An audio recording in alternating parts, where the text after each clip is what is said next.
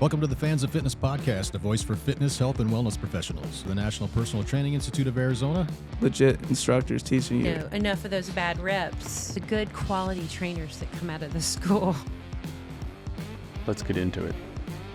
Well, what's up, Build Body Fitness? Good to see you guys again. Yeah, man. Always excited to be here. Yeah? Glad you guys could make it. Yeah. Geez, I just saw you a couple days ago at the gym.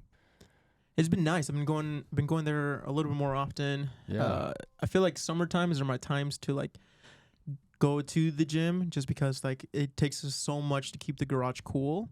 Yeah. We try to just keep our AC units running during clientele. Which you did hear that correctly. There are 2 AC units. Yeah, we got 2 AC units in there. One wasn't enough? Yeah, no. They're like 2 14,000 BUT or whatever they're called. BTU. Mm-hmm. They're each supposed to be for 800 square feet. Wow. But because the garage gets so hot, I have it all insulated. The garage doors, I resealed everything, so there's no draft or anything. But it's summer. It gets hot, and you need 2 of them. Yeah, and your garage is what, about 500 square feet? 2-car garage, about 400. Yeah. Yeah, and then we use this side of the house. We have the turf, where it's about a 50, like 2 feet stretch, 3 by 50, 52 something. Yeah.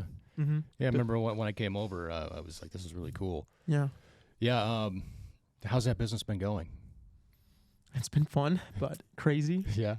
You know, life of a trainer it probably looks really great online. We definitely had some ups and downs, but it's a huge blessing to be able to train out of our home to where we don't have to do daycare. Literally just roll out of bed, look somewhat presentable. I, for the most part, don't have to share any equipment with anyone. Yeah. It's been great. And even though the AC, which there was a whole story of getting the AC set up that he may or may not tell you at some point. I'll share it. It's been cool kind of seeing everything coming together, especially if you saw what the gym started off with. Right. Originally, it was just a squat rack that he got from Facebook Market, a 35-pound kettlebell that I got from when I used to work at Funk Fit. And the whole point of the garage gym wasn't initially to train out of it. It was me having a place to go postpartum to recover without having to worry about our daughter. Right. And son as well. Like just basically the whole babysitting thing. We have no family here in Arizona, so it's really, really hard for us to just, like have like that support of, we have this to do. We can, leave kids with grandparents or whatever. We don't have that. So, and daycare, I mean, like when it's so expensive. When she used to do daycare for our son, it was so expensive. So it's like, it's not really even worth going our way and trying to work more to get daycare, because basically we're working more just to pay off that daycare. Like, it's We're extremely blessed. We're extremely blessed to be able to train out of our home, and it really does not take much to have a garage gym. Given, like, if you shameless shout out, look at us on Instagram, see what we've done. Right. And one of the first pinned videos is seeing the progress of it. Started off with just a couple pieces of equipment, and he's been able to flip a ton of things, find great deals, create great connections to elevate it where it is today. But we also know of a couple other garage gyms to where, they might not have the lights and everything, but they've been able to utilize half of their 2-car garage with a squat rack and make things happen. It's hard thing with being a trainer is you have to be willing to be really freaking creative, but you can make things work. You just you have to be willing to think a different way. And Luis is really, really creative. I got to give him credit for his stubbornness. Yeah, I mean, the whole process really started after you guys invited us to go visit another garage gym, and I remember seeing that, and I was like, well, we got a few things. We've had a few clients, like, because I was training out of the gym. So I was doing the majority of the training because Renee was still in recovery.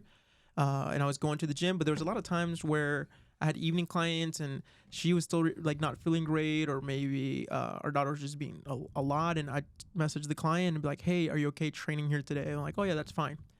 And that had gone from like November to January when we went to go check out the other gym. And after going there, I was like, well, you know, we've had clients come to our place. It's not even like professional looking. Like, it's just a little setup that I got put together. Yes, I found everything on the Facebook market. I've been able to flip almost all the equipment. So the only thing that the whole gym's pretty much been paid out by flipping equipment, except for our functional trainer, which is the newest item that we acquired in December of this last year.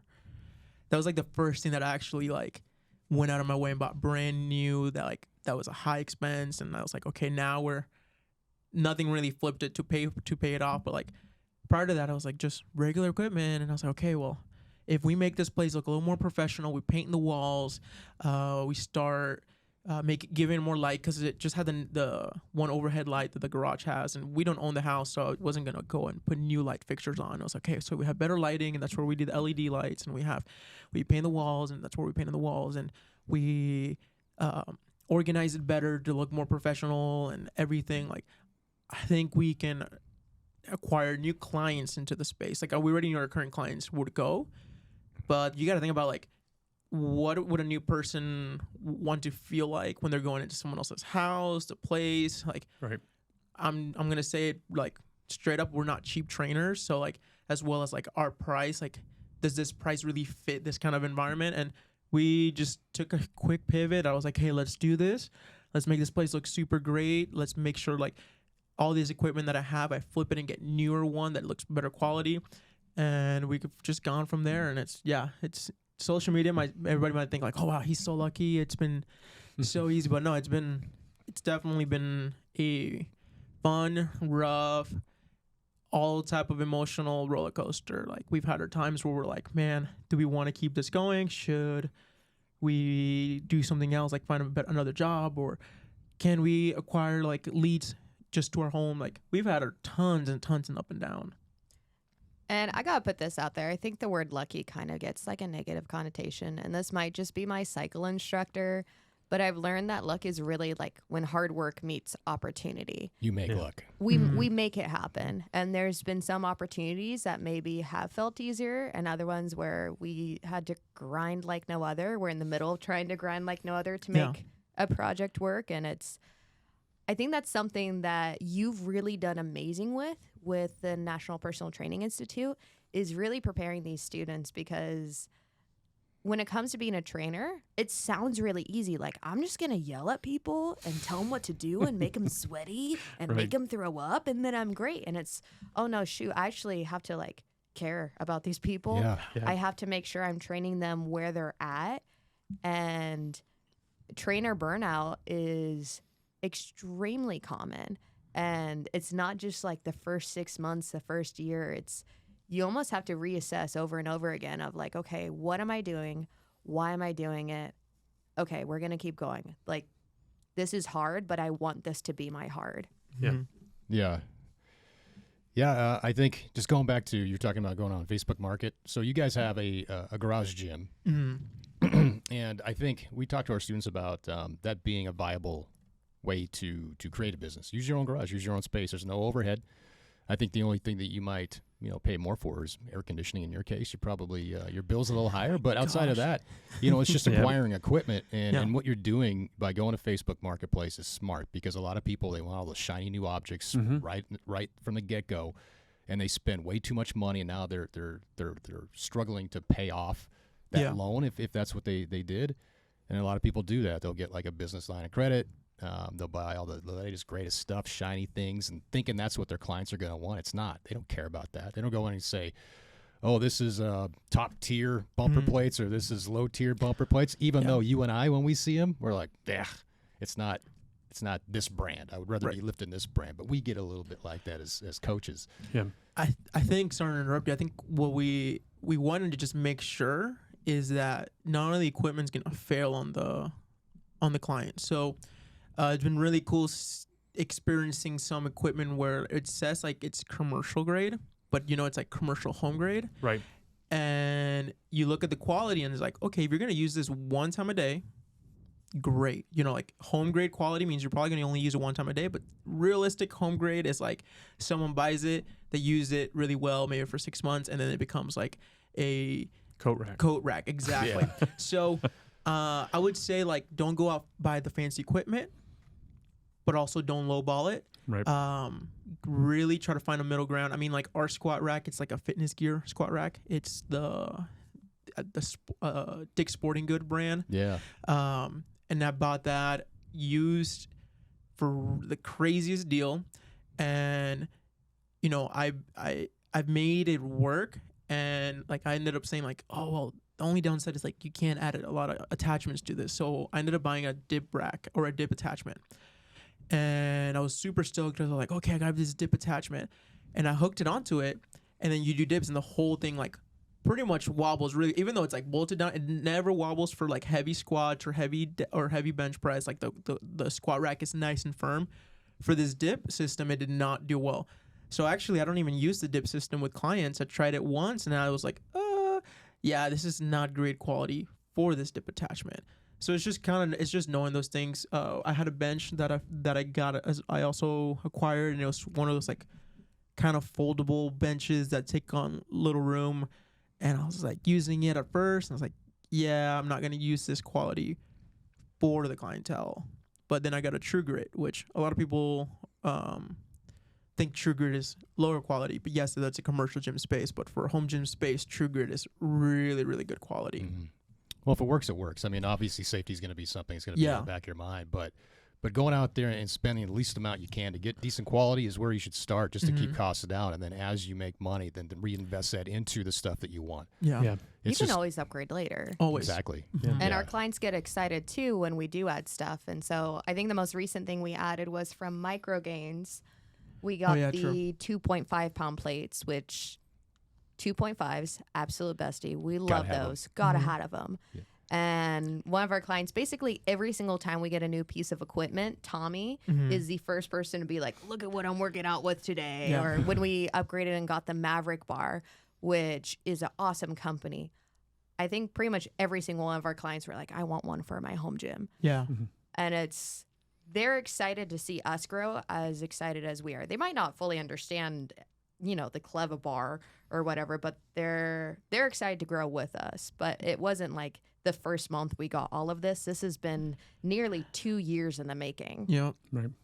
What would you tell people that are thinking about doing something like that, say coaches that want to use their own garage? What would you say to them? Where would you get started? What would you do first? What are some do's and don'ts? What have you learned along the way? I mean, if you have control over what house you're going to do at, be aware of what way your garage faces. Right. And that might affect, you know, your training hours. We used to train all day, and we end up adjusting it to where we only train in the morning, at least right now during the summer, just because it's so doggone hot, to where after a certain point, it's like after 1:30, that sun is just hitting straight our garage door. it just doesn't provide a good service. And that sounds like a silly thing, but there's little details of like, okay, realistically, I mean, if you have control of that, if you don't, then get creative. I think that's the biggest thing. You just got to be creative. I think be creative, and I think just test it out. Like, for example, if you have a garage, like it's you have the space for it, and you have a squat rack, just start out with the squat rack, the barbell. We don't have a full kettlebell set. Like our kettlebell set is one 9-pounder, 2 20s, 1 15-pound kettlebell, one like 40 and 2 50s and a 35. That's it. And multiple times, like in the beginning, I was like, okay, I need to get a full kettlebell set. I need 2 of each. And it's been in my mind almost since, like, okay, I need to get 2 of each, but you know, they're like $1 a pound if you buy them used. If you buy them brand new, they're more. But I realized, like, throughout trainings, like, I'm actually able to do a lot with the little bit I have. So let me just figure out all I can do with the little bit I have. And if I do need more, I'll get more. For example, I have a client, we got to a point where we were loading up almost all our bumper plates for his deadlift. And I realized, okay, now I need more bumper plates. So I waited till he was in the place to go heavier, and then that's when I made the order of more bumper blades. Which earlier I could have been like, okay, we don't have enough bumper blades, I need to buy them now. But no, like I think it even took like 3 to 4 months before that client got to that place where, okay, we're maxed out of all the ones that we have. Let's actually get more 45s. And I think I bought like 8 45-pound bumper blades that I found on a good sale. So it's just start out with what you got, make it work. And if you absolutely need something new, then go for it. Don't feel like you need everything new right now. Yeah, I was literally talking about that yesterday in class, that, you know, if you buy 1,000 foam rollers because you're going to sell a foam roller to every client, and then no clients want foam roller, then you have a bunch of foam rollers. Like, don't spend money that don't spend money that you don't know if you're going to get back or not. You know, We talked about that for shaker bottles. So, well, okay. So between the two of us, I will fully admit my fault. I want to spend all of the money. I'm like, let's buy an in-body. Let's get T-shirts. Let's get stickers. And he's like, whoa there. Yeah. And we have I'm the very frugal, strategic. We have a saying that we say often. I originally started it for him, but it applies towards me too. It's when, not if. And I know for a fact, if he brings something up, it's not if, it's a matter of when it's going to happen. Right. Mm-hmm. And having that mindset with a lot of stuff where it's like, I want to buy that in-body right now. Okay. They're nice, but they're expensive. 10 grand. They are. Yeah. I'm a very expensive wife. Well, they have cheaper ones, but not the one we want. I know, yeah. Exactly. They're not that great. I mean, so we'll have our clients go to usual nutrition shops that have those cheaper ones. Right. And they're kind of inconsistent. They don't really provide the data clear and properly, or everything that's potential. So like, we really like the one that's one downgrade from medical. So you have like the medical one, which is like, I think like 18 grand or something. And there's the down one. And then the one below that, which is like 6 grand, I want to say, is the one that's most common in nutrition shops. I think it's the in-body 570. I don't know the numbers, but I think that's the one that's at the gym. No, the gym has the lower. The second to best one. Is that so the one Yeah. that's like right below? Or not the gym, but Mobile MD. Mobile MD. Yeah, Lifetime has that. I think that same one. They have like almost the top of the line, and everything in me is like, oh my gosh, if we have it right now, we could utilize it so well. And he keeps me in check of like, do we actually need that right now, or could that money go elsewhere? Right. Would it make the business money right now is what you're probably thinking. And it's a discussion that, you know, he brings up a lot of like, okay, it's not a right now thing, and that's okay. And that's going to be the hardest thing, is if you're the type of person who wants to spend all of that money, is keeping yourself in check. See, I'm lucky to where we can balance each other out of, you know, if he's too much in the clouds, I can pull him down, or if he's forgetting about something, I'll be like, hey, you have this in a half an hour. I want to spend all the money, and he keeps me in check of like, hey, there's this cool thing called a budget that allows us to, you know, what's that? Spend money later. Yeah. I'm still learning. Yeah. So no, it's funny. Yeah, we had the conversation, and it really comes down to that. Don't buy some. You're gonna get good deals in bulk. Don't go for those large bulk items because you will get stuck with inventory. Yeah. I mean, I had a business venture when I was in college that I did the same thing, and like I have a bag with all these products that I probably should just put them on Etsy or something, but I thought it'd be a good idea. Just buy it all in bulk because I got a certain amount of sell, and then I got stuck with this whole thing. And sales. Okay, I'm the worst at this. As you know, the Target mom, I feel like if I see a sale, I have to jump on it because it's never gonna come back. Right, never. And there's a very good chance it's gonna come back. Like TRX, they have how many sales a year between Memorial Day, Black Friday? It's really tempting to buy in the moment, but there's a very good chance in a couple months there's the same sale, if not a better one, coming up. That's the reason why everybody uses limited edition on their labeling. And then 4 years later, they're still selling the limited edition. That It's for people like me. They got you. They got me. You're the target market. Gullible. But she knows it though. Like, I think it's better to own it than not. I'm acknowledging it because she can work on it. So if you're like me, it's okay. Yeah, but there's back to the Facebook market. There's so much in the Facebook market. Oh yeah.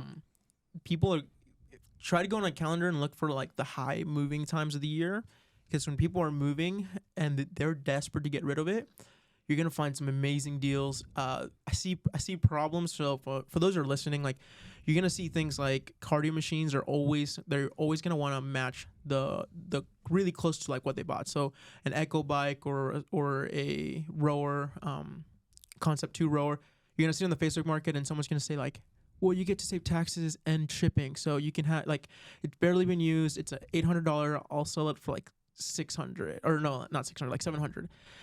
The only problem is like the warranty is not going to transfer through at all. So that's where I didn't really negotiate them, and it's like, hey, warranty's not gonna go through. Like, you've already used it, like you've had this up for like 3 weeks too in the post. Like, no one's gonna buy. Like, negotiate it down. Don't always go for the asking price, because people are trying to get rid of it. They're trying to move. There's a reason. So negotiate it. We had a friend that she was trying to buy a cycle bike, and I went on the Facebook market to help her out. Told her, hey, this is a good one. She like offered like the exact amount. I was like, don't do that. Like, I promise you, negotiate it down. You can probably get this Kaiser bike that's $1,000. She's selling it for $500. I think you can get it for like $350. And she was nervous, but then I told her what to do, and she did. I think she got it for like $350. Nice. Yeah. Yeah. Don't be That's afraid. awesome. Don't be afraid. That's like the message to those listening. Like, don't be afraid. Negotiate it. It never hurts to ask. And Right. you won't know if you don't. Yeah. Yeah. But going back to you talking about the in-body scanner, that struck a nerve with me, because in the last 10 plus years, I've kind of got this new motto: it's buy once, cry once. I don't settle anymore, because if you're going to buy that lower in-body scanner and you get it in there, you're like, man, but it would have done this, and now you're going to regret getting it. So for me, I'm just going to stick it out until I do have the revenue to buy something like that. I think we should all live by that, because And just buy a little flatbed trailer and drag it around and like pull up in front of like Vasa and say $10 to do your in-body, because they charge 20. Yeah, that's true. That's true. you might be chased out of some parking lots with that. Yeah. Yeah. You can get like the ice cream music. Like drive. Yeah. Here it comes. Yeah, but we love it. We actually, it's funny enough, we actually we both started from Vasa. So Yeah. Oh, you did? yeah, Yep. That's how we met. Yeah, that's how we Vasa met. Fitness. Really? Yeah, that's how That's we awesome. met. That's like where we started as trainers. Was that in, you guys moved here from, was it Utah? So we both started at Vasa in Utah. I had been previously married. I joke all the time that he's my second husband. But I had moved out here. I'd Well, it's not originally a been, joke. I am your second husband. You always joke but about I that. jokingly call you that, Yeah. and you take it really well. It makes me sound older and wise. But I had originally started working for Vasa Fitness, right out of college, and I just did it because I wanted a free gym membership.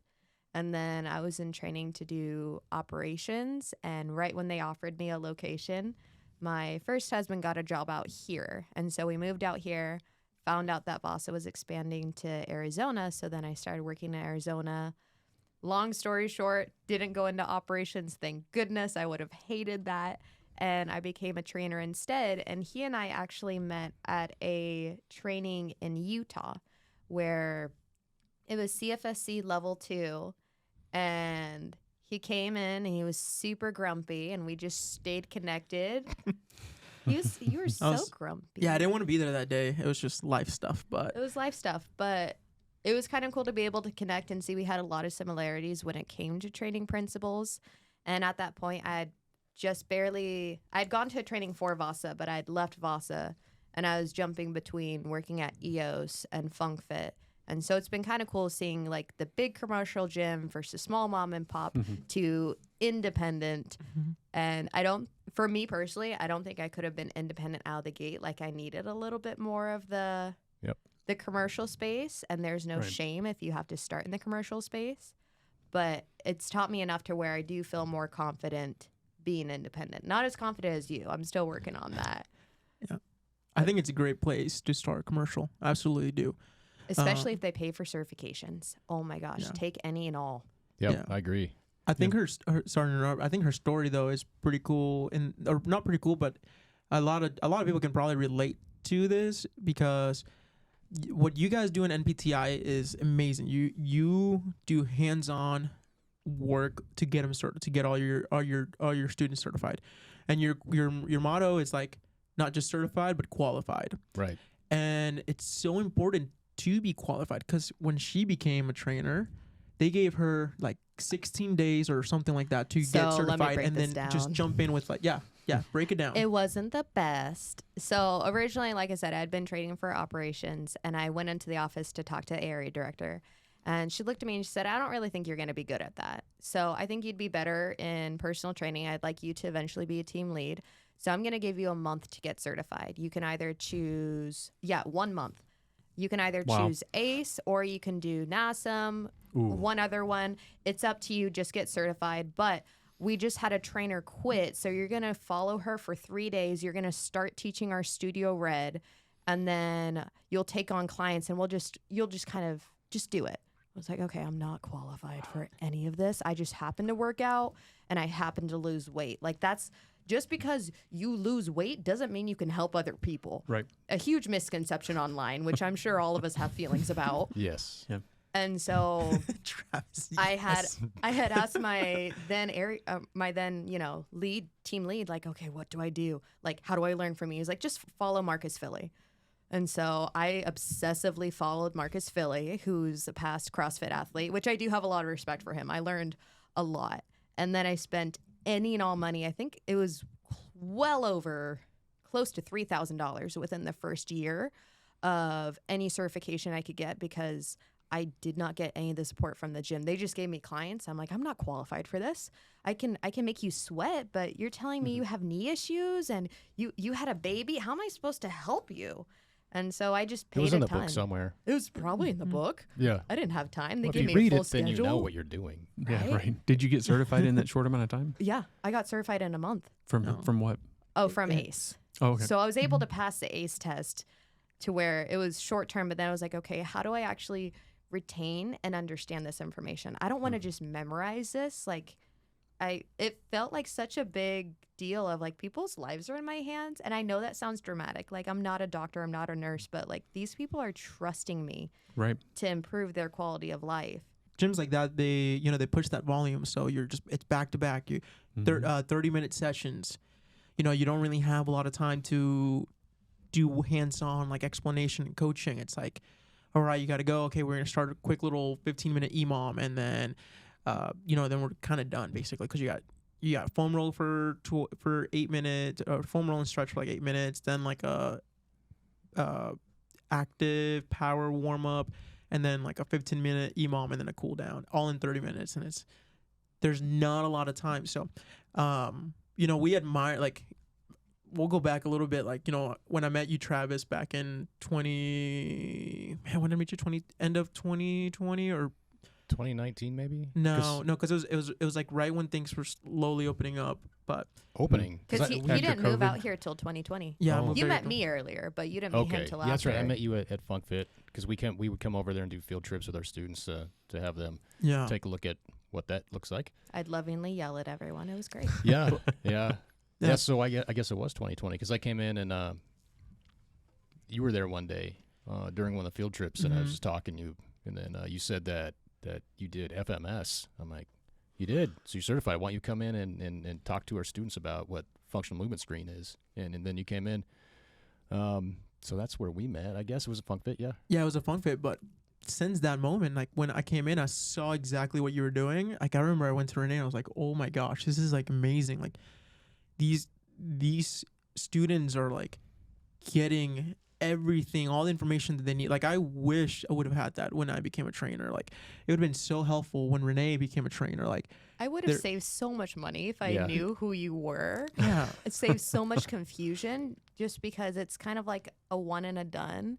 As someone who's a very kinesthetic learner, reading from a book and just memorizing was so hard. And it's cool seeing like you have the different guests that come in and you really try to cater towards different learning styles and the different people that come in. Yeah. Well, that and we want to expose our students to as much as we can out there. And I think the most impactful things is what I try to bring to, like I was talking to the night class, I think on Wednesday. I'm not the right person to be talking about pre and postnatal because the women in there are going to look at me like, oh, what do you know? Have you been there? and no, I can't. So I can't speak to it like you can. So that's why when you mentioned what your clients, your specific client that you like to work with was pre-postnatal, I was like, oh, can you come in? I don't like teaching this. I'll be honest, that wasn't my original plan when I started training. When I started training, it was like, oh, maybe I want to work with more athletes, because one of my first certifications was CFSC, and I think that's a lot of trainers is you want to have like the extreme transformations or the athlete. It was sounds, me too. Sounds like a dream. And then when I was at FunkFit, they had approached me about doing a postpartum. I really think it might have been Jeremy's idea, if we're being honest. Yeah. And so it was supposed to be me and 2 other trainers, and then somehow it turned into me, 1 other trainer, and then it turned into me coming up with a program, and then the other trainer just happened to be there. And I'd created this program, and I thought it was okay. I didn't love it, and it just felt really incomplete. But then it challenged me to really kind of dive into it. And naturally, it's kind of like you attract the people that are in this similar season. Right. And so because I had, I've had 2 C-sections, I've had those transformations, people are naturally curious of like, oh, how did you, quote, bounce back so fast? And then it's, okay, let me tell you everything. Right. And I've kind of fallen into this niche, but I love it. And Yeah. I went from a place of I only want to, train these big, burly, athletic men to, you know what, Luis, you can train the men. Like, let me hype up my women. Yeah. Well, and that goes back to buying stuff that you don't need.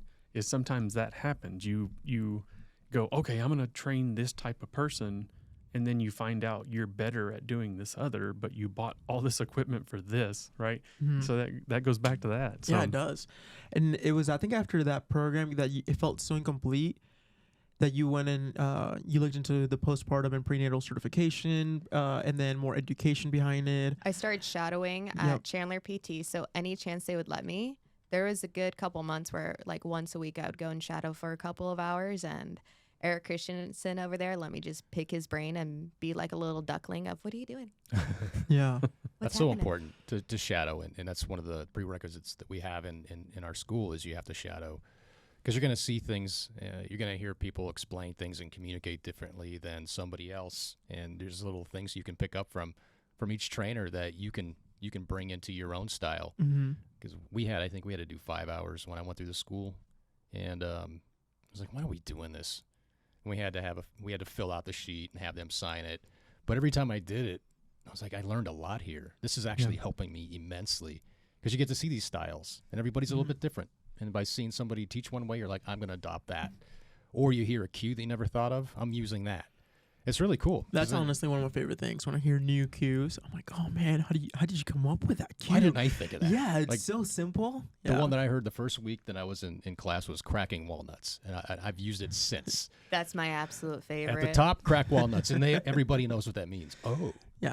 crack walnuts. My recent one is stick your booty back like you're about to twerk. And there's a certain age demographic where they're like, hey, and suddenly that hinge becomes so much easier. Yeah. I've done that before. Twerking, very functional. Yes. Yeah, no, shadowing is, I think, one of the best things. I mean, I know, like, personal training and med school and all of that are obviously completely different, but, when you go to med school and you're learning about the body and you're wanting also learn about, like, which paths you want to take, you got to go and shadow and put in some hours at different areas. Yeah, different clinics, different areas. Yeah.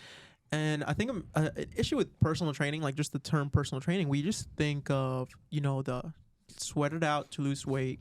But there's so many avenues of personal training. Or personal training is like an umbrella, and then over that umbrella, there's so many different avenues in training.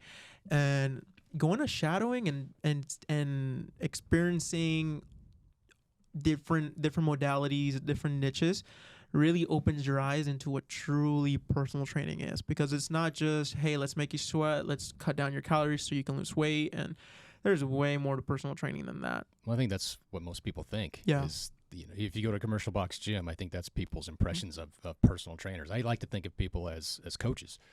Coaches, I think, sounds better to me. It sounds more professional. So like a health, wellness, fitness coach, I think that's what everybody who graduates out of our program is.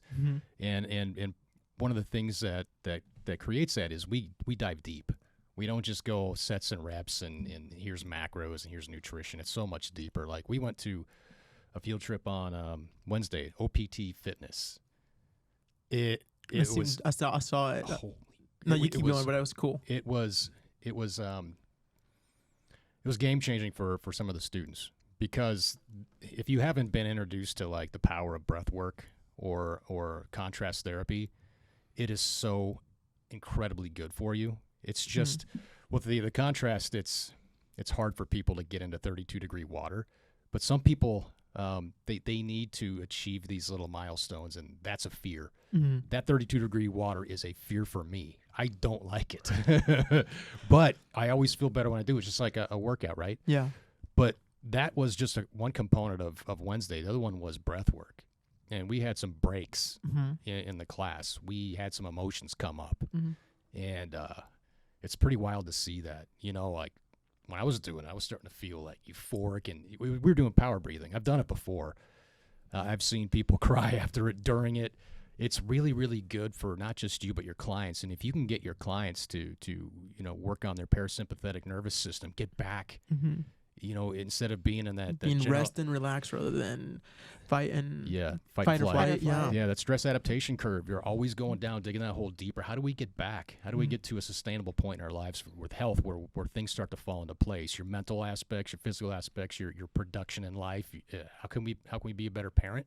It takes that kind of stuff to get there. Otherwise, you're just going lower. You're digging that hole deeper and deeper and deeper. So when as coaches, when we get a client, oftentimes that I like to look at clients as like onions in the beginning. How big is this onion? How many layers do we have to go to get you to understand that this is what it's going to take, but also sustainably. It's peeling back that onion. What makes you tick? Why are you so stressed? How can we alleviate that stress? I'm not a doctor, but there's a lot of holistic things we can do that most trainers don't even think about adding to their education to help their clients. It's so much more than sets and reps, and I think a lot of people think that's all it is.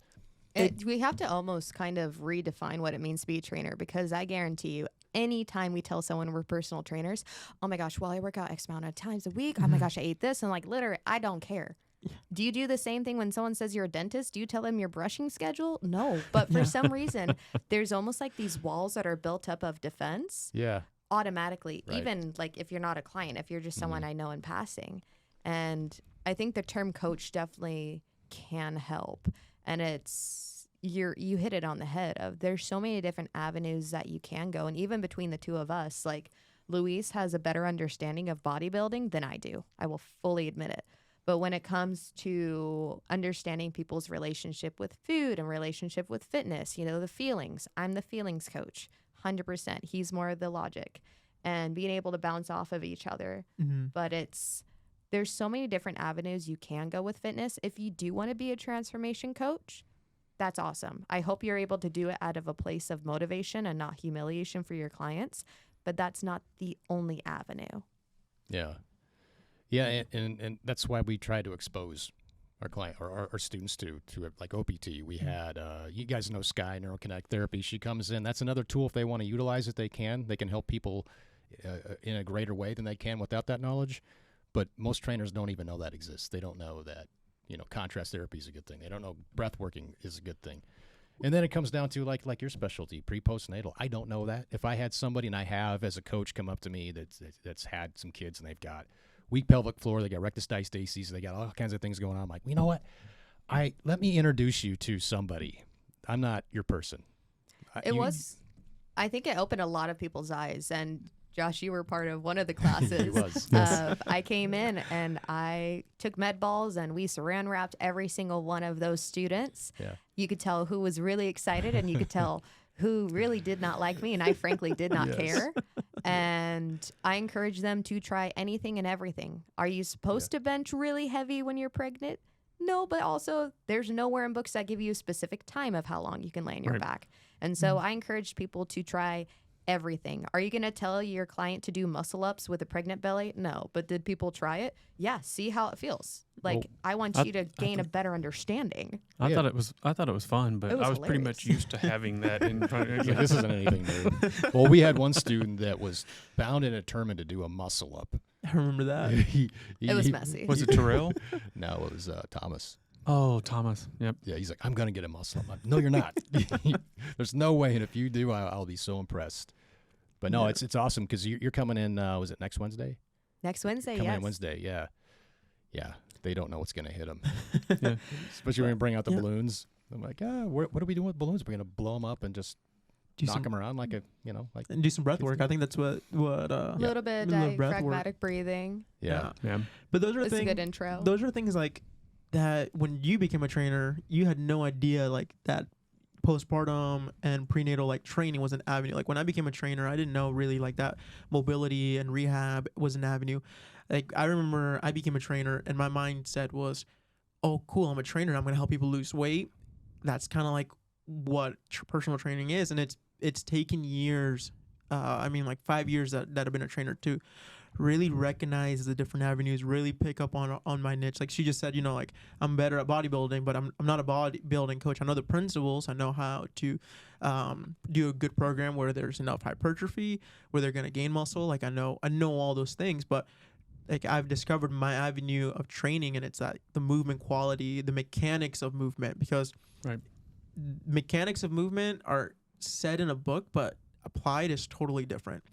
We're also really picky, and we tell all of our clients we are not weight loss coaches. Yeah, absolutely. Our methods may help you go to weight loss, but if that is your sole focus, this might not be a good fit. Yeah, and it's been scary kind of setting that boundary. Oh my gosh, so scary. Because it's like, sadly, we've given up a lot of potential clients, and we've referred them out. Yeah, we love doing that. We've reached out to several of the students and say, hey, what's your email? Like, what are you taking in clients? I got somebody that's looking for this, and I believe in that referral out. But when you start finding your niche, you want to stick to that niche. You're gonna have a lot of other opportunities, and I think in the beginning of training, yes, take all the opportunities, experience it. It's like going and testing out different foods to see really what you like best, but then develop your niche, because you want to become really, really good. You want to become a professional. If I've coached and helped over 1,000 hours of someone helping them how to squat properly with different femur lengths, with different knee joint problems and hip problems, ankle problems, and I put that in, and I've done it over and over again. I tell them, hey, I promise you I can help you squat better without any back pain, knee pain, hip pain, ankle pain. And I'm constantly working on those mechanics and reading their body to not just give them, okay, every squat has to be perfectly 45 degrees feet with your stands right outside your shoulders, and you just got to do that. Like, that's not how it works. You start really finding what's the mechanic for that person. You become a professional. Yeah. And people are going to want to reach out to that professional. You'll also, and something I'm really impressed with is you had a client, I'll probably mispronounce it. She had EDS. Mm-hmm. And you flat out told her, like, I don't have a ton of experience with this, but I can look into it. Mm-hmm.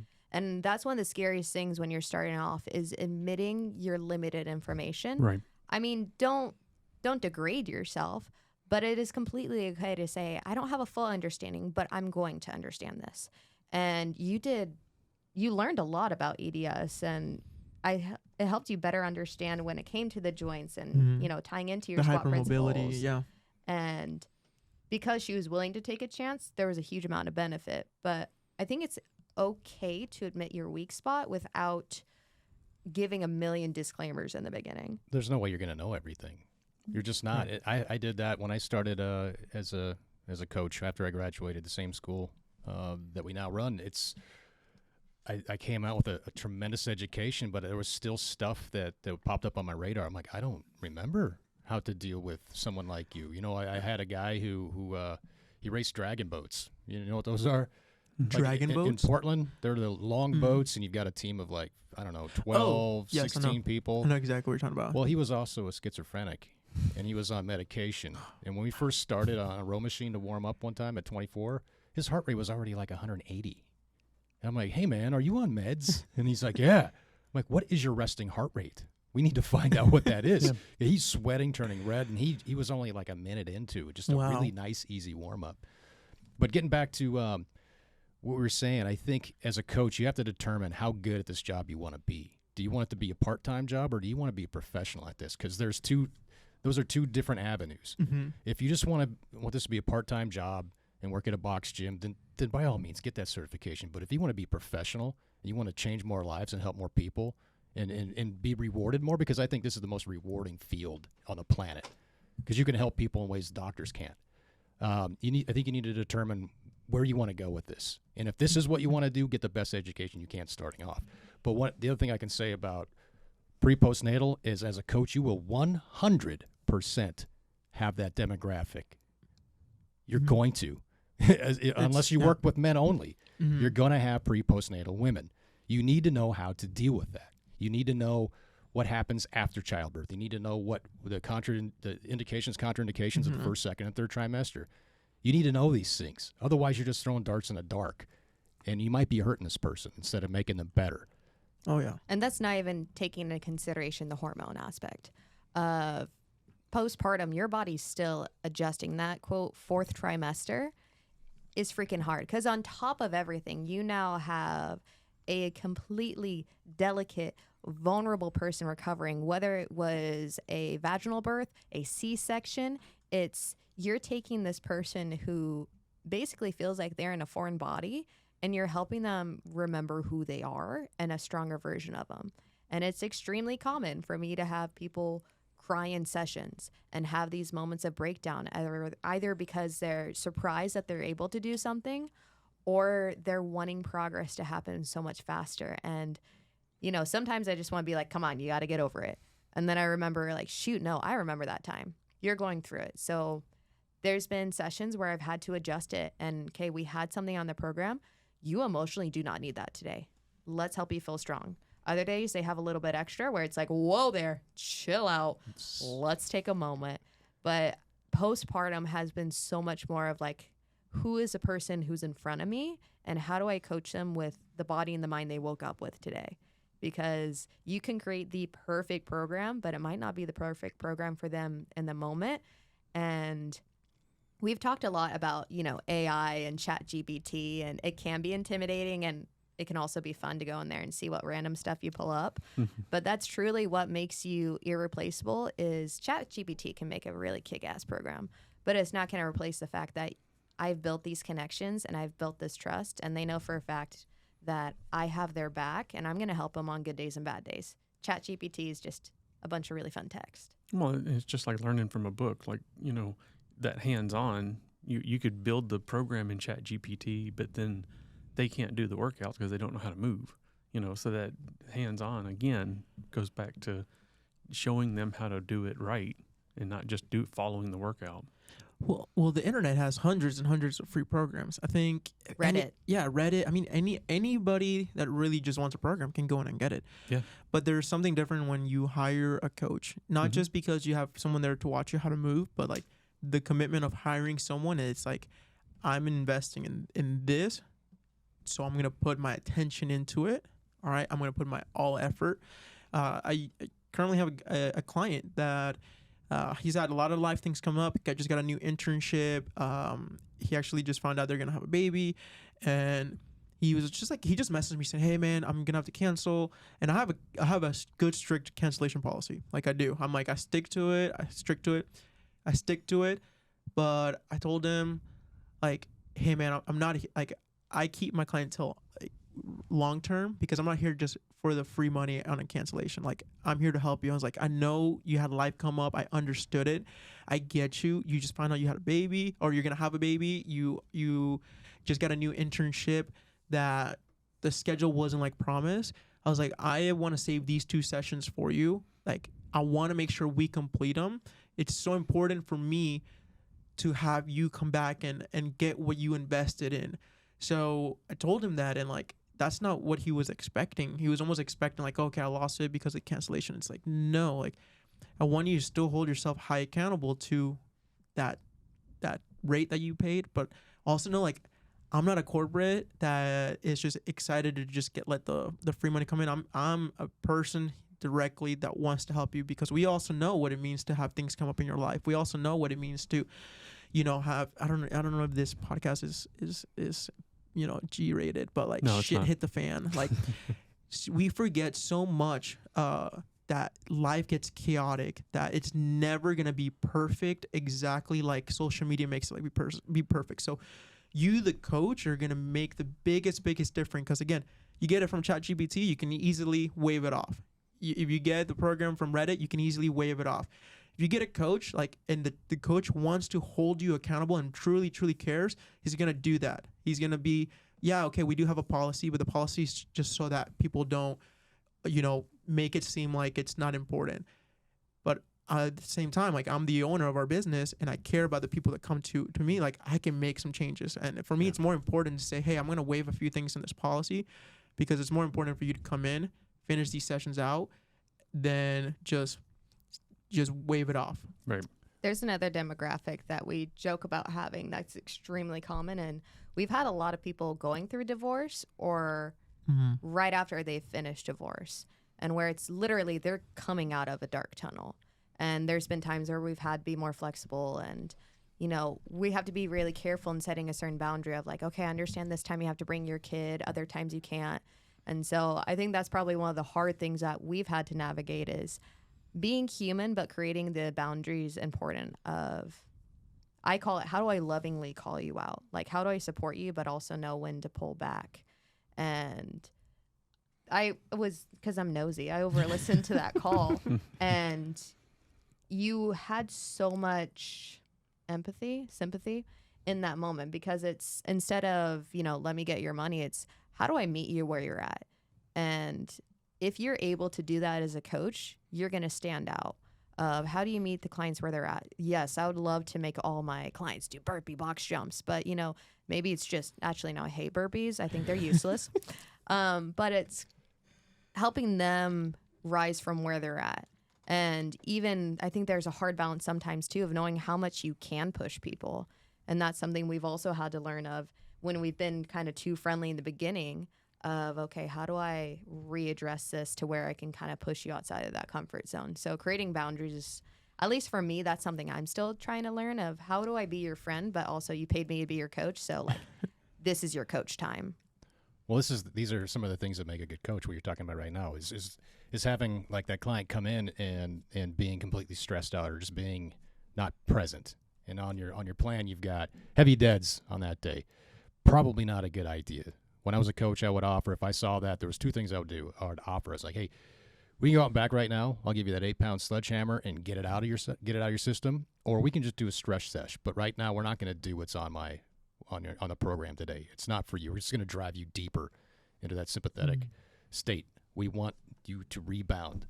So oftentimes you just have to pivot. It's not what's on the program today doesn't have to happen unless they're in that place for it to happen. So I think that's really that's compassion. That's knowing. That's being a professional. That's being able to connect on a personal level with your clients. Because I think in a 30-minute model that we have a lot in these big commercial gyms, there's not a whole lot of time for a workout or to even connect. It's a turnstile is what it is. I think if I bought training for 30 minutes, I would just feel like just a number, or feel like a piece of livestock or something. Like, okay, that was 30 minutes. All right. Now they're talking to the next person. I had a question. And this goes back to, if you're a coach and you're working with somebody, that hour, what I always offered is, you don't have me for that hour. You have me when you need me outside of that hour. I am always available if you have any questions. Don't think I'm going to charge you more. This is a part of the package. I've had people text me super late about meal decisions or choices.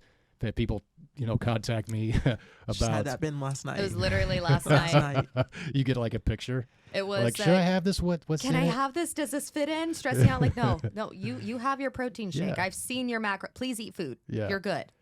Yeah, but these are some of the good qualities of a real good coach, and somebody that this is how we should be as coaches.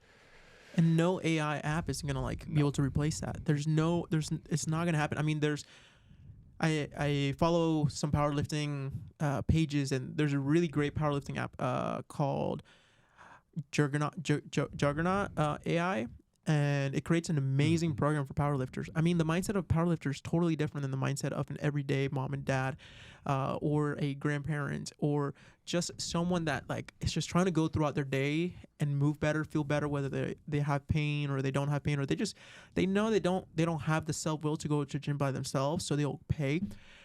That's totally different. Like, if I was competing, yeah, okay, I'm gonna go shoot for an AI program maybe, because it's just gonna read my numbers and then kind of pre-predict what I got to do next and all that. I think that's phenomenal. But if you are looking to just do more to connect, and it comes back down to the avenue of training, the niche of your training, who you want to be able to reach to, we're not reaching the 1%er. We're reaching like the I'd say the 80%. Yeah, the 80%. And even between the two of us, like we've swapped clients. He's had 2 clients that were pregnant. So he's like, okay, you know, I can train you. I think my wife would be better. It's your turn now. Here we go. I had a client who just wanted to be online. I was like, I don't want to do online training. And she wanted to lift heavy. And so I was like, hey, perfect. You take her. And so we've done swaps back and forth. There's someone I'm handling her nutrition, but he's handling her strength training. And even between us, it's realizing, okay, where are we strongest / where do we want to coach? When it comes to feelings, he's the one coach feelings, and that's okay. Nope. I set my boundaries really early. I was like, I'll take a little bit, but like, no, I'm not the feelings coach at all. I'm proud of you. It's good. We need the You balance. strike me as a feelings coach. No way. He is the hugger between the two of us. Yeah? He hugs everyone. Yeah, I'll listen and I'm like, okay, I get it. You know, like I understand. Like it things, like I said, things happen. Life hits the fan or whatever. But you know, That's his Right. feelings right there. this is time. This is not your time. And then I'll ask him like, what do you feel like you need? But from there, like I'll go directly into like providing service rather than okay, let's talk a little bit more. Let's do some stretching. Let's do some this and like hear things out or whatever. Like I don't let the boundary of a therapist happen in my coaching hours. And a lot of trainers are gonna find themselves like therapists because we're cheaper than a therapist.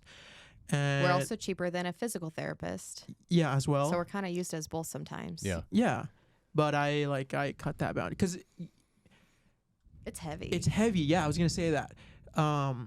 One thing is nobody realizes like how much energy it takes to coach until you have 4 or 5 hour long sessions in a row.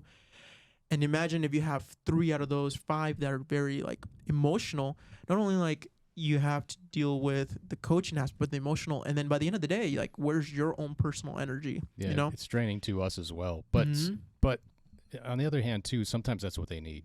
it is, and that's where she comes in. That's and why. and I won't You would do the emotional stuff if I wasn't there, but because you know you can delegate it, you do. but I was gonna say like I won't treat them different, but I mean like I early in the sessions I set the expectation where I'm not gonna be a emotional release. Does that make sense? Sure. So if you early in the sessions you allow that to happen, then you're gonna see that more often. So if you get a new client and you allow those emotional releases to happen frequently in the sessions, that's gonna happen more frequently throughout. If you don't allow those to frequently happen, you're gonna have less of it. So And that's where it depends on the coach. Yeah, and Renee is amazing with her postpartum, so she allows that to happen. She wants that to happen. It's actually almost part of the being a postpartum coach. I'm okay creating the space for it. For me, I try not to. I allow a little bit of it just to understand what's going on in their life, so I can know like where to take the program. But not like I'm not going to be an emotional release in my hour. And it sounds harsh, but again, you got to set boundaries because those boundaries it's what's going to be the burnout. A lot of coaches are going to get burned out really, really early if they don't set boundaries through their avenues. And in the beginning of like, you just get certified, you know what, go figure everything out. Don't even set any boundaries, like experience it all. And then maybe you can start setting some boundaries as you exit where you started. Because I don't think if you're a coach, especially from NPTI program and you go into an EOS, I don't think you should be an EOS coach for the rest of your career. I really think like you should go in there, experience it all, and then step out, really get outside your comfort zone or find better avenues that will treat you better. And then when you start in that new place, then you can set the boundaries. Wow, I had all these kind of clients that did this and I don't want that. I don't have time for that. I don't have energy for that. At the new place I'm going to be training at, these are kind of going to be my boundaries and my standards. And that keeps you as a healthy coach long term. And you have to assess that often. You do. Because I feel like if you're starting to feel burnt out, you've kind of let it go too far. And that's hard to, at least for me, I'm a highly emotional person, if you haven't caught on, to where I carry things, whether it's grudges or emotions, I carry it all. And yes, it's allowed me to be the coach I am to where people do feel safe. But then it's, if I'm noticing that I'm feeling burnt out, then it's shoot, okay, how do I avoid the point where I lose passion? And we discussed it to where I think there's 2 levels of burnout. There's the I feel tired, I just need a break. And I've lost passion, let's burn this thing to the ground. Yeah. Yeah. I think a lot of people in the beginning experience that. It's very normal to experience burnout. I did before I had my child. It was just full speed. I took every single hour I could. There was days I was working 11, 12-hour days. Even at 24-hour fitness where I started, I was like, oh, there's no reason for me not to be here at 6 a.m. There's no reason for me not to leave before 8 p.m. And I was emotionally drained. I wasn't working out much. There wasn't time. I'd go home at lunch. I wouldn't work out. I'd go home and go take a nap and then caffeinate up for the second part of the day. And it was Groundhog's Day every day. And on the weekends, I was trying to play catch-up, sleeping in, and then, Mondays weren't bad. But when I went independent, it got even worse because I was bringing in even more people. And how do you say no to helping more people? But also what comes along with that is, you're financially a little bit better off when you're independent. And I shouldn't say a little. You're significantly more better off. Right. And once you do that, now there's even more responsibilities. You're your own business. Exactly. Now you've got overhead. You've got insurance. You've got scheduling. You've got your intake forms. You're your own HR though as well. And your HR. Your HR. Like you if you work for a box gym, like there's a lot of things that you don't have to worry about. You don't have to worry about, payment cycles. You don't have to worry about the insurance, like you said. You don't have to worry about, they get mad about something, like you refer them to front desk. Unless it's directly with you because you did something awful, you should take ownership. But they get mad at something within like the gym process, the rates, whatever. You just, hey, go talk to front desk, or there's this number. That doesn't happen anymore. You become independent. You're everything. And people wonder why there's certain trainers that aren't in a perfect physique, and this is exactly why. That's exactly 100%. Yeah, it's trainer doesn't need to have a six-pack to be legitimate. It's consider how many you just described a typical trainer schedule, especially in the beginning of you're giving your entire day, your entire life. You're lucky if you fit in a protein shake and maybe a Taco Bell burrito midday, and it's so annoying to see that, that trainer's not fit. They're not legitimate. Like, maybe they're just dedicating their entire life towards their clients and their family. Energy to their clients. The maid's house is the dirtiest. That is true. Thank you. Wow. Yeah. I just had to give that soapbox moment. No, it's true. And here's the thing that it's been really, so I love being an independent trainer. I love it doing it in our home. I think is one of the biggest blessings, like we said, we've had. You get to a point of growth, and it's not like we're just booming and have these phone calls all day, like for people to train with us. But as we've gradually grown, we retain our clients long term. We're trainers that our clients like to be with us long term, not just a 3-month phase or 6-month phase. So we've had clients for almost 2-3 years same ones that we've been training, but we've gradually add more and then more. And we've gotten points to our schedule where like, okay, well, if we want to go to California or Colorado and we take this week off, this is going to be a big financial cut because although we took the payment in the early of the month, we do packages and everything. I'm big into making sure books and everything is really correct. And I can't just pay myself as soon as they said they give us their big bundle. I have to pay myself or ourselves as we fulfill the sessions. So if we take a week off and there's 25 sessions in that week, that's a huge thing that we have to go back and make up. It's a huge loss in a way you can say if I have to hold out a payment and say, hey, because we have so many makeup sessions because we took this week off, I'm going to take 3 sessions off your next so that way we don't fall behind. So there's this balance of like, oh, it's amazing to do it on your own and from your home, but then when you start growing and it's your schedule starts to become more consistent and it's consistent and then you want to take some time off, that time off is really, really hard. It's really, really difficult. Or even if you get sick. Like get sick, yeah. For his birthday, for some reason, every single one of us in the house got sick. And so it was a good week of, okay, well, we have to take time off, but I still need to be an online coach. We don't really know when you can come back, but also some people are really weird about germs, so we have to explain, like, I don't think we're contagious. And so it's that kind of fun balance. But luckily, because we have trained people for such a long term, they are really understanding. Mm-hmm. Like every so often, Luis is pretty open that he'll get burnt out from 5 a.m., and he's had a couple clients where he's like, hey, can I train you at this time instead? And they're flexible enough to understand of doing a switch. Yeah. And so I'll be like, hey, for this week, I need a 5 a.m. break. Because 5 a.m. for me is not like I wake up out of bed and right there. Like I got to prep the gym, get the AC going, get the lights on, all that. So it's like 4:30. But during the summer, because it takes an hour for the gym to cool down, I wake up at 4. So I wake up at 4, turn on both AC units, get the gym to cool down. In case if we left a mess when we worked out or whatever, I got to organize it. And then, yeah, it adds up. And then we got kids that, might wake up in the middle of the night. So I would tell them, say, hey, this week is like, I need a 5 and 6 a.m. break. Are you okay training this Saturday? And like, oh yeah, we'll do Saturday. Or hey, it's not going to be that hot around the 4 p.m. Are you okay training at 4 p.m.? And I'll just push the AC on till 4 p.m., which it's worth doing it for 1 week. Which we'll put out there in case that didn't make sense. We only train Monday through Friday, 5 a.m. to about noon. And so we reserve Saturday as a makeup session day. Okay. Yeah. Which has been huge. Sunday is an absolute no. We don't train anyone on Sundays. Right. But Saturday, it has helped having that flexibility. Say, if, like, for the weekend, if there is something else we need to do, great. I'll do a couple of specialty sessions with my clients of, okay, you can come in and we'll do cupping. But it's taken us a while to be able to build that of, okay, we only work Monday through Friday, only in the morning, sometimes outside of these hours, which also turn into, there's some people that we've had to refer out because it's, I understand you want a 3 p.m. slot, but a 3 p.m. slot in the summer means you're going to be working out in a 80-degree garage, and that's not good for anyone.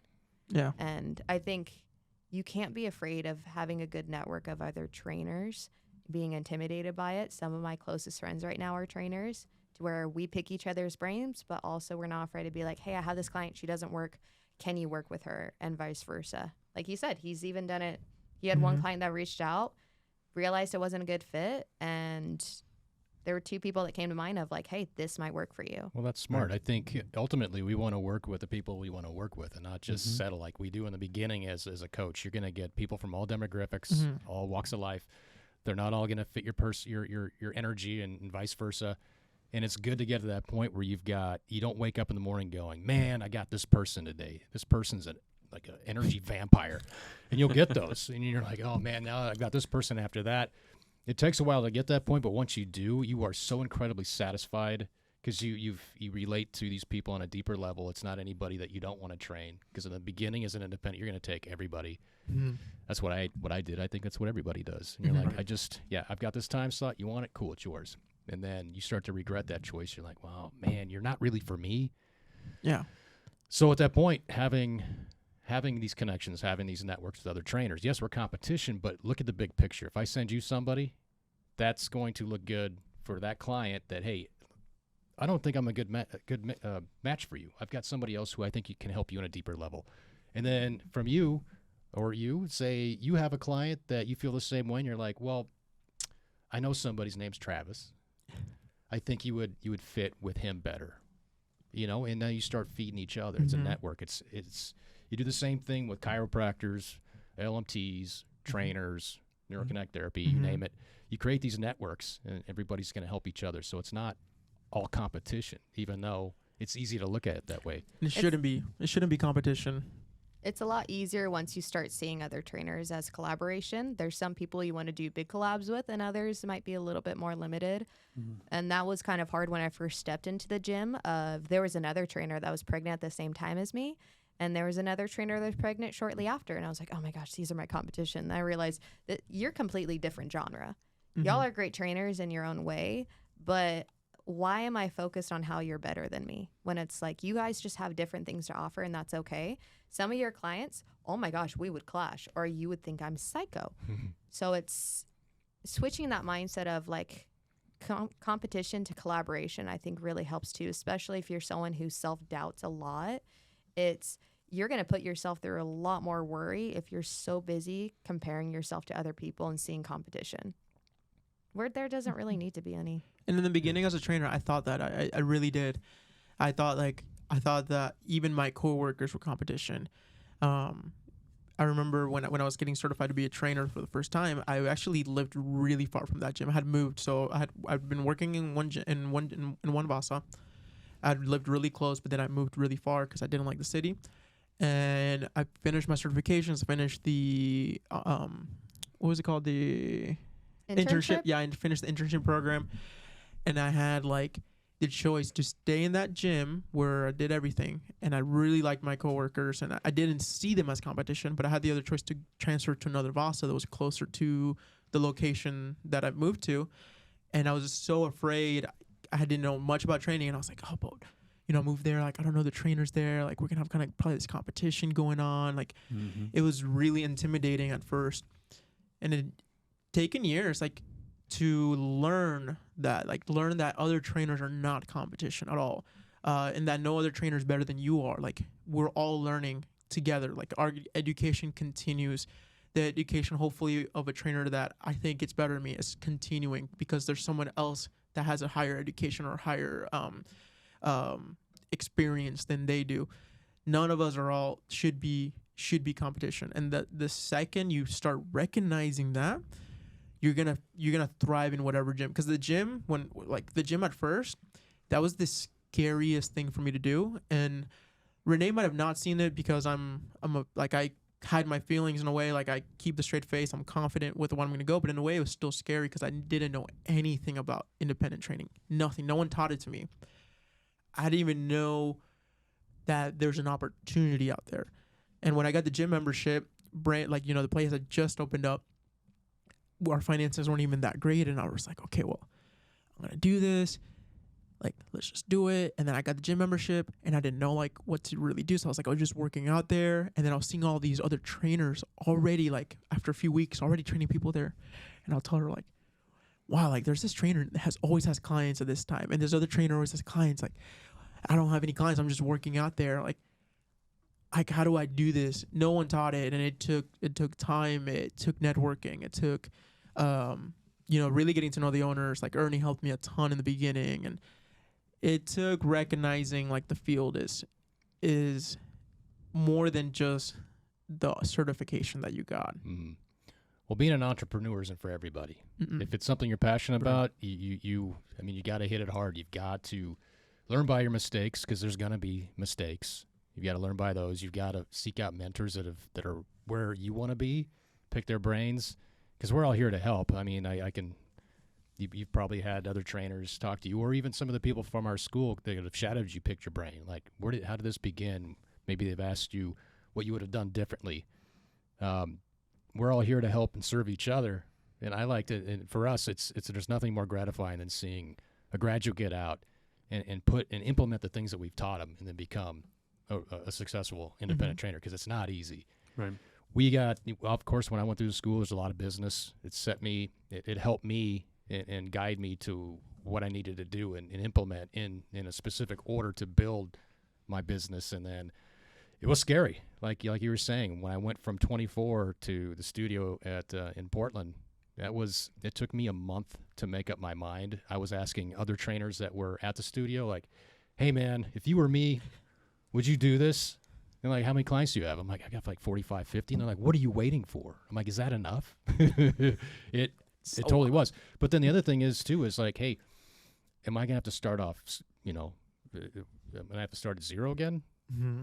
Well, I started to ask my clients, or not ask them, actually. I didn't ask any of them. I said, hey, just want to let you know, in another month, I'm moving to a studio. I'm going to be putting my 2-week notice in. I'm done here. And they would say, can I follow you? And I'm like, well, yeah, you can.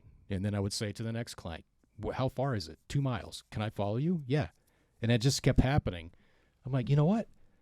It's not just about what I know, but it's also about who I am and the relationships that I've created. Mm-hmm. And they know that I care. And that's the biggest thing. They know that I care. And they absolutely better know that I care, because I bend over backwards for my clients when I used to do independent training.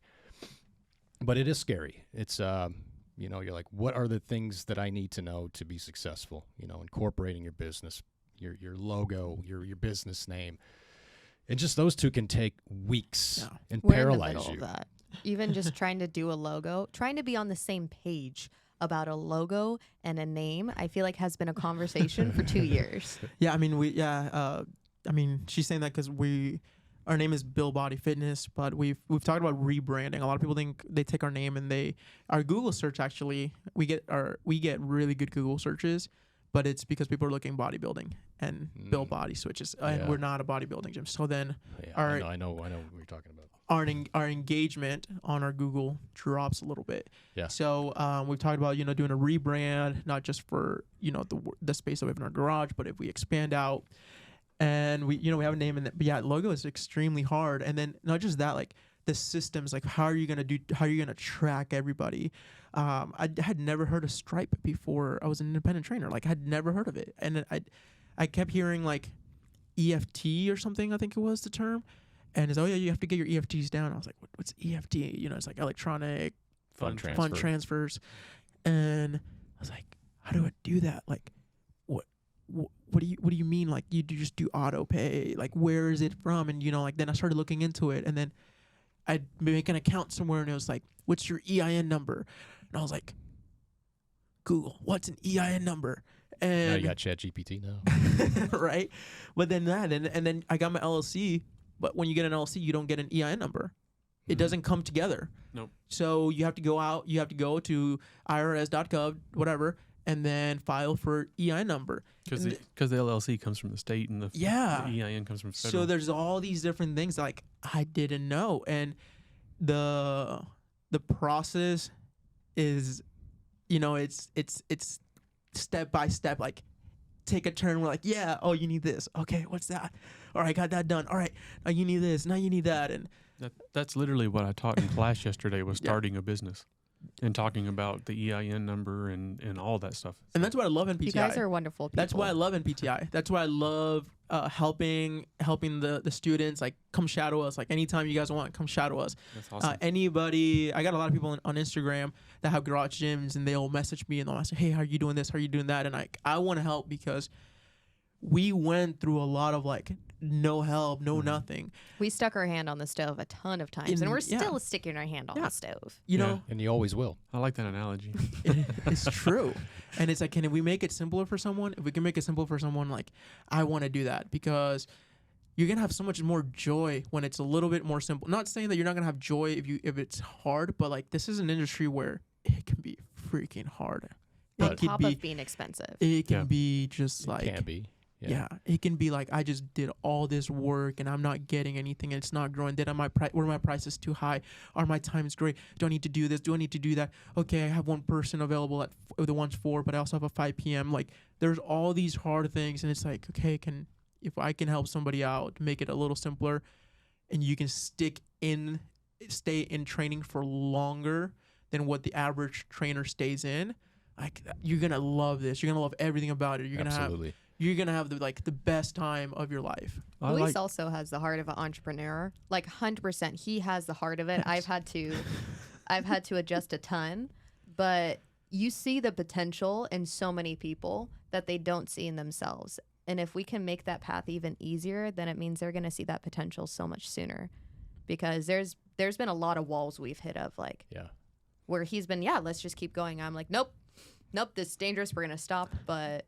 Yeah. I like how inexpensive it is for a personal trainer to get started, though.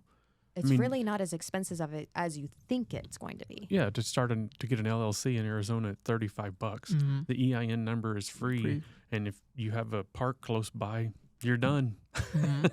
I mean, it can literally be that cheap. It really is. I know of people that use their apartment complex gym sometimes. Yeah. There's an extra area. Given if you're an independent trainer, there's a lot of commercial gyms that get very touchy. Oh, yeah, for sure. If you try to train. So if you're going to do that, just don't be dumb. They don't even get touchy. They just kick you out. Yeah. Okay. Straight up, they kick you out. And we're in Arizona, so I think most of your listeners are if they are from Arizona, but like getting an LLC in Arizona is very cheap. There's some states that are it's a lot more it's a lot more expensive in some other states. I mean, I'm originally from Florida, and I remember when I was looking at LLC there for another side project. Like again, I'm always an entrepreneurship mind, but yeah, it's like 115. There's some places where it's like 300, or there's some places where I think you can go like website. There's some websites that they'll say like they're no charge. I think Arizona makes it pretty easy. I didn't know at first. I thought it was hard, but I mean, like after doing it, I was like, oh wow, this is not that bad. I did research some other states just because I wanted to know, and it's so easy to get started. Mm-hmm. The hard part is just taking continuous steps and creating that inertia and continuing on with that journey to find success, because it doesn't happen overnight. They say it takes 3 to 5 years for a business to succeed. It can be a little bit sooner than that, but you got to stick it out. I can honestly say that when I went independent. Or not independent, no. Independence when I found my freedom. Mm-hmm. When I was as an employee at 24, there was times I looked at my wife and I'm like, I don't know if this is the right choice. And she's like, stick it out. And I must have said that 3 or 4 times where I was like, you know what, I might go back to the corporate world. And she's like, no, this is what you want to do. Stick it out. I believe in you and all that. And I did. I'm very thankful that I did. But also looking around at class, every single term I look at the students and I see potential in every single one of them. Whether they see it or not, I see it. We all have, our own hurdles that sometimes we put in front of us on purpose. And sometimes they're there because not because it's not your fault, if you know what I'm saying. So some people I try, I won't actually pick anybody out in class, but I will be talking about somebody without them knowing what I'm talking about. Sometimes you just have to take that step. I know some of you are fearful of taking that first step, but the grass is definitely greener on this side, and you're going to learn a lot, and you're going to become a better person for failing.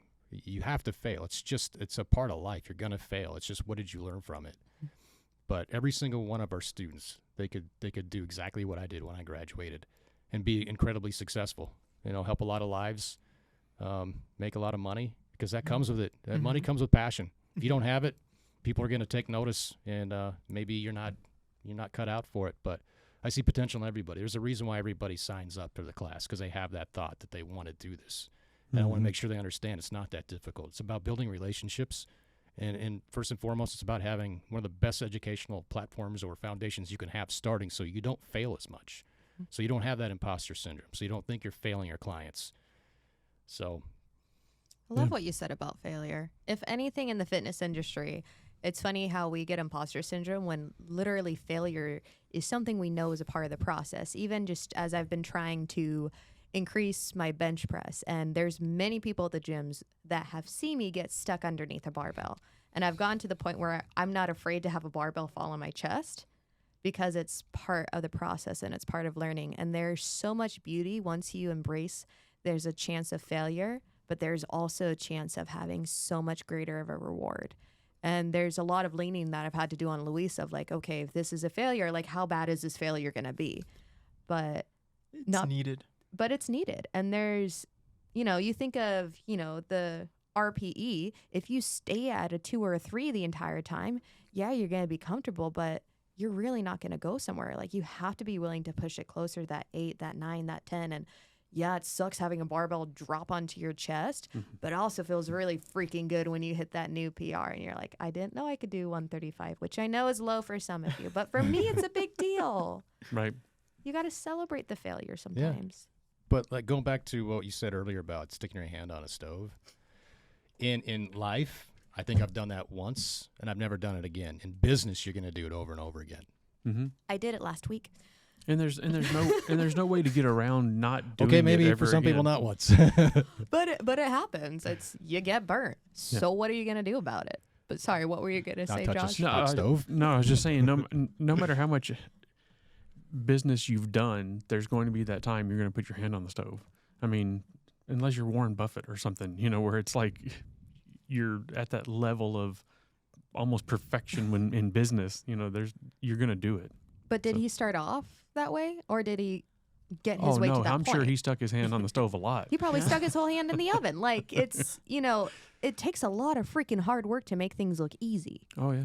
Yeah. There's so much that we're not seeing, whether it's you're seeing the end of someone's journey or you're just seeing a little, 5-second reel. And talking about that, that's the social media. You see a lot of positivity, but you don't see what's going on in the real life. It's a delicate balance between how do I be authentic, but also I don't feel like crying on camera. Right. I'm not going to cry outside my gym and then film it with Sia in the background. Sia makes you cry? No. Got to be. I'm trying to think of who's trending right now. I can't pronounce any of them. They're all at high-pitched frequencies. Yeah, I have no idea. No, but you guys got a huge point on that. Like, the amount of stuff that we're seeing, that we're engaging with, seems all awesome. Like social media, Facebook, Instagram, TikTok, seems all great. Like, life is so fun. Look at this and that. Yeah. But there's so much deeper that we don't know, and no one's really posting that. So back to the comparison, like, don't compare yourself. If you're a coach and you're seeing another coach on social media, like, oh, they're training so many people, like, you don't know how many leads they lost or how long they've gone without a new client, because they can post the same client over and over again because they've been with them for a long time. But you're gonna have a month where like no one signed up for you, but no one left either. So it's Or you don't see those bad photos that they didn't post. yeah, or the bad photos, I think. So you're gonna have months where like maybe you lost 2 clients because things ended, finances changed, whatever, they moved, and no one came in like to replace those. And you're gonna be like, oh my gosh, like 2 months already with nothing. Push it out. Like you got to take it to the RPE of like fear. There should be like a fear RPE, because there's gonna be points, they're gonna be scary, but in the very end, like you are gonna be, if you stick it out, like you said, you're gonna have so much success while the process might not be as enjoyable because it's supposed to suck, but the success will come. And you have to prepare for those times. Like you were talking about, you sell packages, but then don't pay yourself until you've completed that session. There's a lot of people that would sell package and go, ooh, I got $6,000. I'm going to go buy this equipment, you know? And then the client's like, oh, I need to cancel because I got to move out of the state. And you're like, oh, they need money back. That's in the policy. It better be. Yeah. Policy. Hopefully. Yeah. Yeah, no, it's true. But you still spend that money. And then you're like, uh-oh, now I need more clients to pay my bills, and because I already spent that, you know, so. And I will say, like, it's super important for you to hold really good business standards. I mean, I've heard recently, and you'll hear like there's gonna be coaches out there that aren't holding great business standards. They might never fulfill their end of the deal, and like just don't be that person. Like, don't be that person at all. Just hold some good business standards, and that's something that's also going to hold part of your reputation and why people are going to want to work with you, not just once, but really long term. Personal training has the opportunity to have the same people long term, and it is so fulfilling when you build an amazing friendship with someone that you thought they were only going to be with you maybe like 3-4 months, and you look 2 years later, 3 years later, and you're still working with each other. They consider you one of your best friends. Like, they're involved when, like, maybe when we got married, or when we had kids, or when their kids have birthdays. It's so fulfilling. It's so cool. Well, to speak to that, one of the things that I've heard a lot of things in the last 14, 15 years that I've been in this industry. One of the things I heard very early on was culture is king. Culture is king. You create a culture. That is the most important thing. You create that tribe, that community. You're going to have, I still have, I've got 3 clients that I started working with 13 years ago. They still work with me online. They're not going anywhere. We've created, they don't want anybody else. You know, I'm not going to ever stop doing online training. It's fun. I'm still getting reps in and practice, and it still makes me think about creating programs and whatnot. But you're going to, one of the things in this industry is you're going to have very long time clients because you've created that bond, that relationship. You've created that culture. And if you do that, they're going to tell their friends. You're not going to have to go out there and market. Word of mouth is going to help you, because they're like, this is a fantastic coach. He cares, or she cares, and that's the biggest thing, you know. Going back to what I said not too long ago, if you care and they know you care, you've got their back. Maybe sometimes you got to go for that walk around the building and let them air it out. Sometimes you got to go and do that RP in 9 or 10. You got to figure out what they need and give them what they need, and that's. I know it sounds simple, but when it comes to program design, if you know the foundations, if you know the brickwork that it takes to get somebody to their goals, give them what they need. It's like CPR. Give them what they need. Are they breathing? No. Give them air. Is their heart stop? Yeah. Compressions. With program design, give them what they need, but you need to know how they move. You need to know what their goals are. You need to know what their stress levels are, their sleep, their hydration, all that stuff. Give them what they need. You just need to know what that is. So and how keep do it we? simple. Yeah, and how do we find out that information? You know, almost went on my my soapbox there, but I love stopped. soapbox moments. I was living for it. I'm pretty passionate about education in this industry. And Yeah. You're in the right it's really hard job. for me not to say, hey, don't take the cheap and easy way if you want this to be something that you're passionate about and you want to make a living doing. People can tell. You can tell when a trainer's hit a point where they're just in it for the money, or maybe at one point they did care about clients and now they only care about the money. And it is really sad to kind of see that shift. And given, like, yes, our rates are a certain purpose because one, like we do need to make a living. We're not just charging you because we can. Like we gotta afford our food in our home. But when you shift to only care about the money and you cease to see the person, that's when it gets hard. Yep. And people might come into training because they're like, oh, I can make money, I can do this part-time. Like, this isn't really a part-time job. At least my heart's not in it part-time. It's full-time. How many nights have I cried about a client?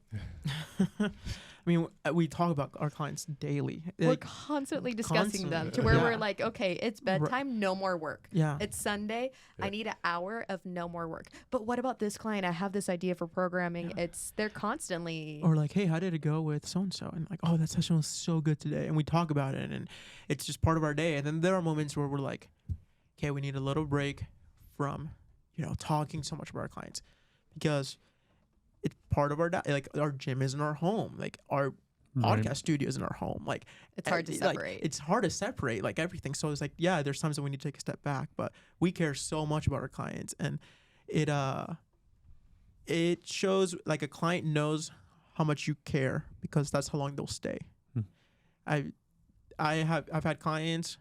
One of that, she's amazing. She's working. Renee's doing her nutrition, but like, when she started working with me, it's because she had a trainer that she worked with him for a long time, and she saw that when he stopped caring, because everything seemed like the same, like wasn't putting any changes. It was like, oh, cool, I got this person for already 3 years, like, or 2 years, or whatever. Like, I don't really have to put as much effort because she's gonna pay me monthly or whatever. Right. It's like, no, you got to continually care. You got to continually care. I have a family that I've been training for 3 years, and we were just talking about this last week of how they've had an experience with one of their son-in-laws that's working with a trainer for not for personal training, but it's just like another trainer, and in a different avenue. But he noticed things like they stop caring, like they stop showing the same energy from the beginning, like, and now they're like, okay, well, I'm gonna walk away from that.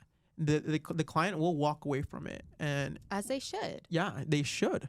So continually care for them. They're gonna stay with you. They are. Or they even come back. We've had a lot of clients to where they've taken a step away, usually due to monetary reasons, or it's just, I want to try this out myself. And we're like, heck yeah, look at that confidence. We love that. And then they come back. One of his clients that I'm helping with the nutrition, this is the second time around, we're taking the next level of, we've been able to say if things do end, we ended on a good note to where it's like, the door's always open. I'm cheering for you. Just because we're not training together doesn't mean I'm not going to get really excited when I see you go for that class, when I see you post those PRs. As trainers, we're supposed to educate our clients to the point where they can do it on their own. And I think that's one of the things that I think we don't do when we first establish that relationship with a client, or say we have our first fitness orientation. I used to, the last several years, I would tell these people that would sit in front of me looking to me for help. They haven't decided if they're going to work with me or not, but I always said, hey, my goal here is to help educate you to the point where you don't need anybody to help you. And that's what trainers don't do. If you go to a commercial box gym, most of them, you see the trainers there that are half checked out. Yeah. They're not educating their clients. They're just putting them on machines and saying, hey, do a few of these reps without really an explanation. Most of them. I'm not saying all.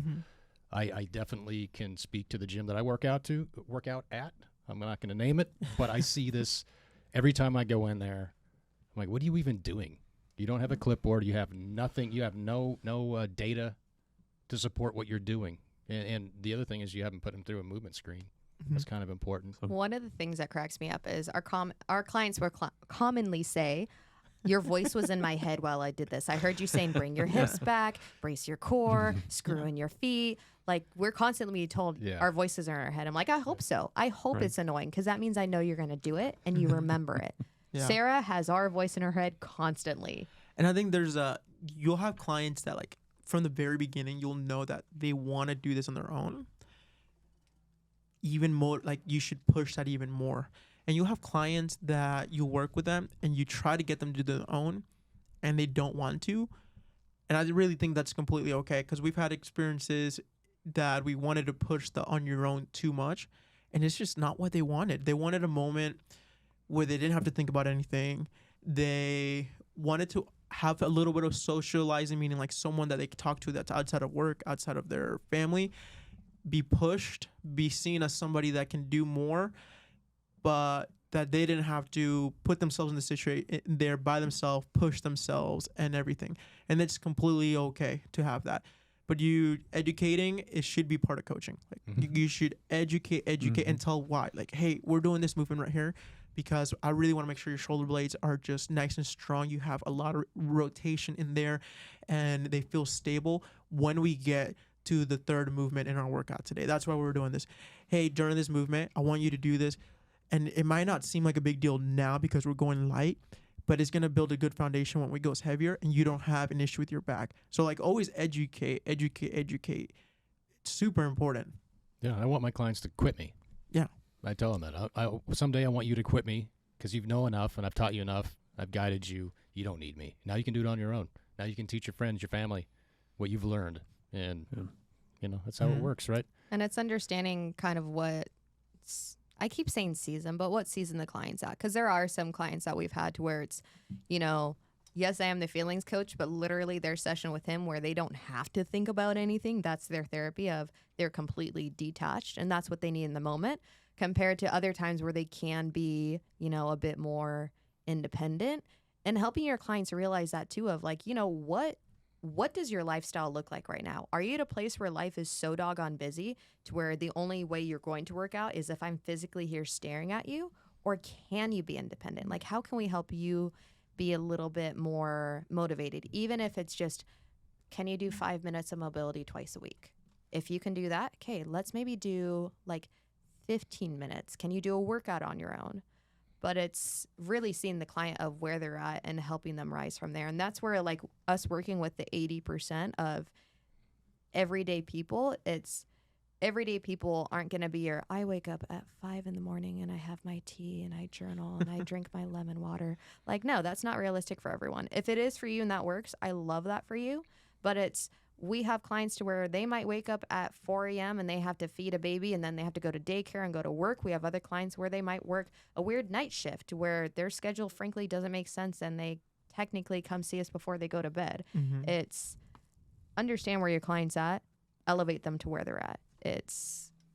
And that's a hard thing to recognize because sometimes, Stan, we've discussed this of I have where I want my clients to be, I have where they want to be, and then where they actually are at.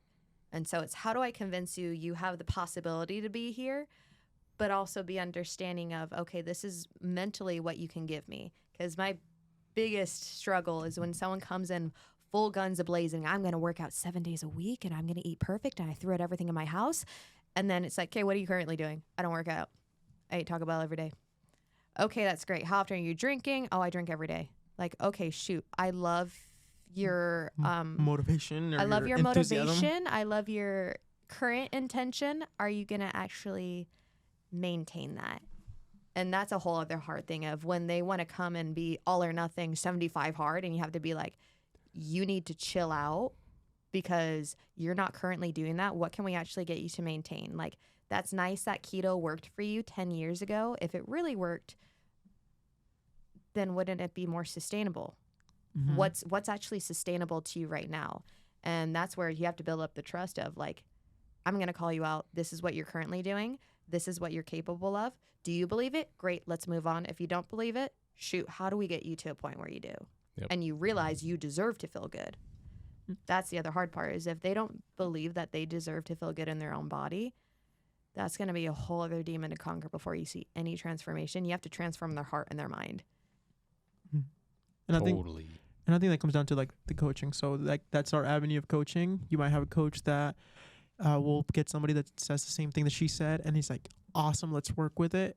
And they're able to get them to have a 12-week just crazy challenge transformation, and then they're they do their before and after picture, and they're stoked and they're happy. But it always comes. It comes down to that. It comes down to like, did you want 12-week and only keep it for 6, or did you want something that would last you maybe 24 weeks, 30 weeks, but lasted for 3, 4, 5 years?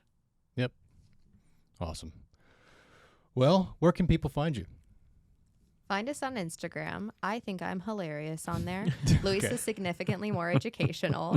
Yeah. So you can find me at, oh shoot, I don't even remember my own name. You just changed it. Coach Renee Ayako. Coach Renee Ayako. It makes me sound more cultured to include my middle name. We're also Build Body Fitness on Instagram. I am working on building up our YouTube page, so eventually there will be significantly more videos. Luis is appropriately named The Garage Gym Coach.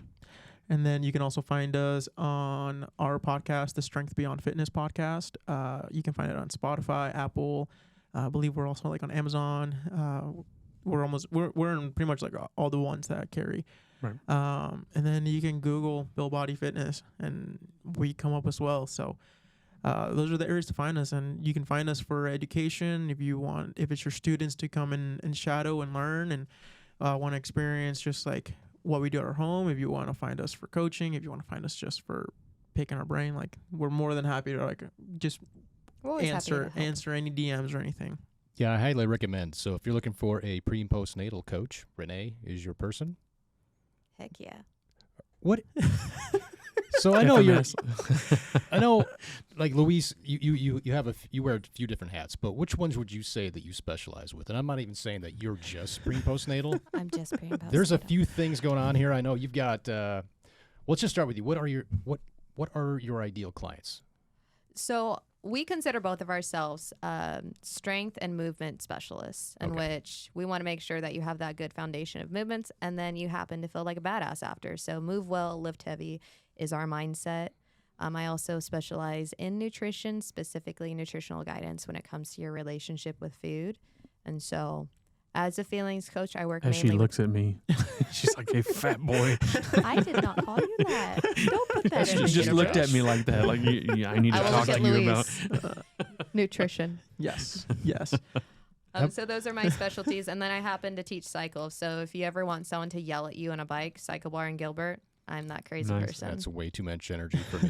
How about you, Luis? So I really specialize in like the movement quality to get people to lift pain-free. So my background is that I've had a car accident when I was like 18 or 19 and several herniated discs. It was like a total of 2 herniated discs in my low back, 2 bulging discs in my low back, 2 herniated discs in my neck, and 2 bulging discs in my neck. So a lot. And probably like 6 years ago, wakeboarding, I actually tore my patella out of place while wakeboarding. So, I mean, it went to the side of my knee. It's pretty gross. I popped it back myself. But after, going to the doctor and seeing what happened, like I had torn not just my patella tendon, but my meniscus. And I've always, in both injuries, I was told like I couldn't do what I liked. So when I had the car accident, I used to surf, and I was told like you can't do any more surfing because your back goes into that extension and all that, and you're not gonna be able to surf again, which is stupid.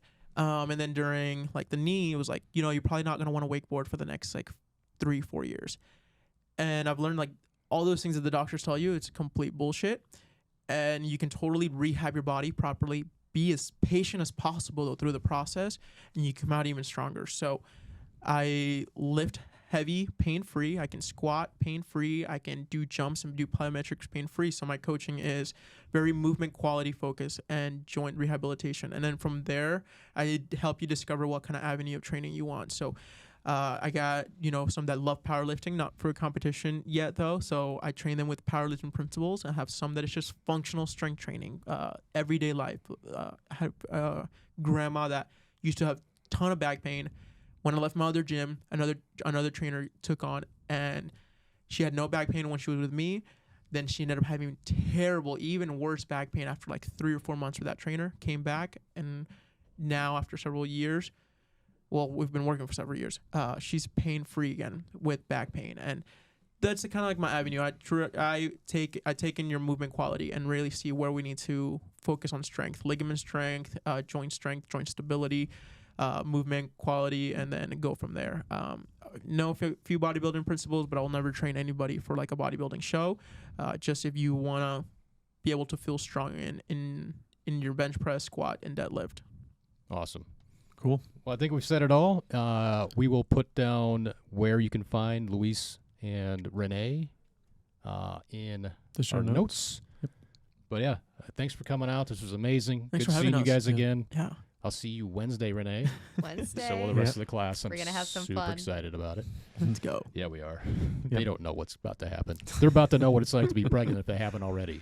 So All right. Awesome. Cheers. awesome. All right, guys. Thanks. See ya.